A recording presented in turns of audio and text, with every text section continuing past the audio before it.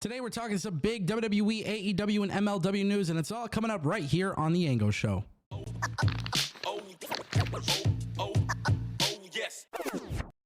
Welcome back to TAS. I want to kick things off with some very interesting news. AEW's Athena is making her debut in another promotion, and you got to wonder what is happening here because it looks like Scott D'Amore is pulling off some really cool stuff with Maple Leaf Pro Wrestling. Obviously, he revived the brand.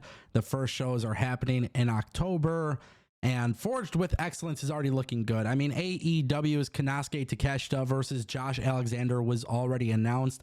Now it is being said that Athena will also make her debut in Scott D'Amore's promotion, and it is going to be live on Triller TV.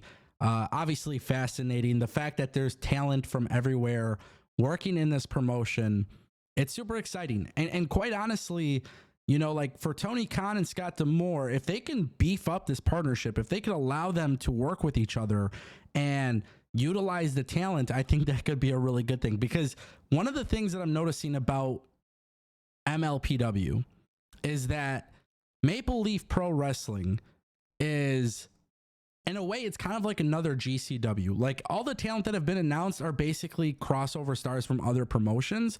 And I feel like this is going to become like a super indie. And I think that could be really special, man. I think that could be really special, especially in the hands of Scott D'Amore, because it's not like you have to actually create weekly TV, but you could do monthly events and just put on some really, really great matches. And, you know, I don't know what Scott D'Amore's plans are. I don't know if there's plans for a long-term TV deal, for a weekly episodic TV. I don't know if that's the plan, but if you're treating it more like a live event extravaganza where it's also being distributed live on IPPTV, I think that could be a really good thing. And the fact that he actually has like some big names on this card is absolutely huge. And Athena, you know, she's somebody who I feel like should be on main roster AEW television. Obviously, she's not, but she's such a great talent, and I would love to see her actually be part of some bigger plans for AEW. But still, I look at this news as a positive thing. I look at it as such a great thing for Scott D'Amore. We're going to get some matchups we've never seen before. And in addition to that, for Scott D'Amore to be able to pull this off at a time where wrestling is super saturated, I feel like all of these announcements have been big hits that I could see some long-term potential with what Scott is trying to do. And that's important. You know, I feel like if he can really nail this and have two really good nights back to back, I feel like the sky's the limit for Scott. And that's super exciting to me. And I'm a huge fan of Athena. Obviously, in WWE, she went by the name Ember Moon. People are very familiar with her work. I think it's going to be something really special. Let's turn our attention to Paul London. It appears that Paul London has joined MLW. We know that he's going to be wrestling for MLW. We already know that, but now it appears that he will be working as a producer for the company, at least according to PWInsider.com. They have reported that the former WWE star, Paul London, will be working for MLW as a producer. And I think that's cool, man. I feel like MLW, smaller company, and not a lot of people talk about them. I feel like anytime they bring in some sort of established name, it's always a good thing. Paul London is obviously highly trained in professional wrestling. He's highly experienced. He worked for ROH. He worked for PWG. He did Lucha Underground. He worked for Impact. And obviously we know his work in WWE as a tag team guy. MLW is in a weird spot, man. They're a little bit of a smaller company, but they are doing some great things. I feel like their production has also advanced quite a bit. I don't think people talk about MLW as much because MLW, it kind of suffers from wrestling being saturated, right? Like there is a lot of things going on in professional wrestling, and it is very hard to keep up, especially when you have MLW, Impact, GCW, NWA. Those are the smaller companies. Obviously not as big of a budget compared to AEW or WWE, but those are the companies that are doing great things if you look for it. The problem is sometimes it's just a little bit harder to find. And I know MLW has tried to find ways to get people to tune in, but it seems like it's in its own little niche. Yeah, I think you know what I'm talking about. My point that I'm trying to make, though, is Paul London's highly experienced. He's a guy that's going to be an asset to them backstage. I think for MLW, that's what you need. You always need veterans. You always need people who are going to be able to come in and do things and show people how it's done. And that's always a big part of it. So obviously, if you're MLW, you want to see more stuff like this.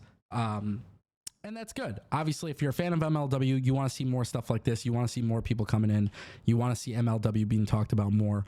The reality is, I don't know how they're going to grow or anything like that. And I think that's what makes it a little bit trickier because, again, wrestling's saturated. But as long as people understand the niche that they're in, like, it's okay. And also, too, one thing about MLW, there's a lot of talent that go to MLW. Obviously, it's not as high paying as AEW or WWE, but you get an opportunity to work there, and then you have an opportunity to get seen by some of the other promotions. So it's always nice when you see, you know, you're bringing in experienced people that come into the company. Hopefully they contribute in a good way. That kind of makes up for it when people do leave. And that is obviously something to mention. With that being said, though, let's turn our attention to our final topic.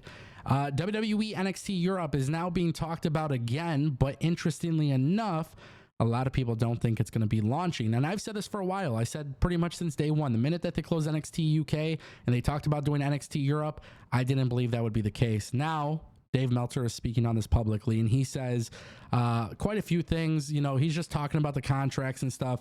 He says, we're always waiting. We're still waiting. We're you know, there's not much talk. And now he says that he's hearing less now than ever.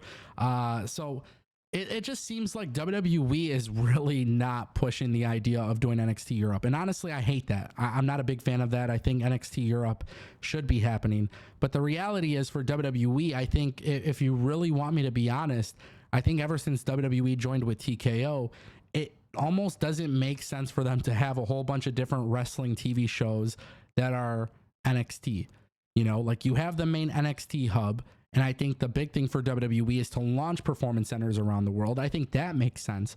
But having a weekly episodic TV show in so many different continents, I think that could be a little bit problematic. And truth be told, I think it would actually kind of hurt the product a little bit. But for WWE, they're taking international talent anyways and then just bringing them to NXT anyways. So to me, it's just a weird thing. It doesn't seem like NXT Europe is really going to launch. I've been saying that for a while.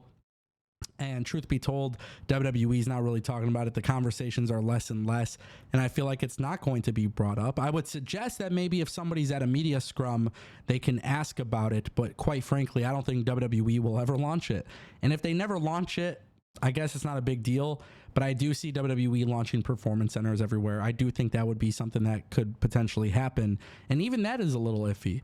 WWE is doing the international expansion, but they're doing it in a little bit of a different way. And my guess is that it's just too expensive to do it. And it almost doesn't make sense logistically. So let me know what you guys think in the comment section down below. Ladies and gentlemen, that is the Ango Show.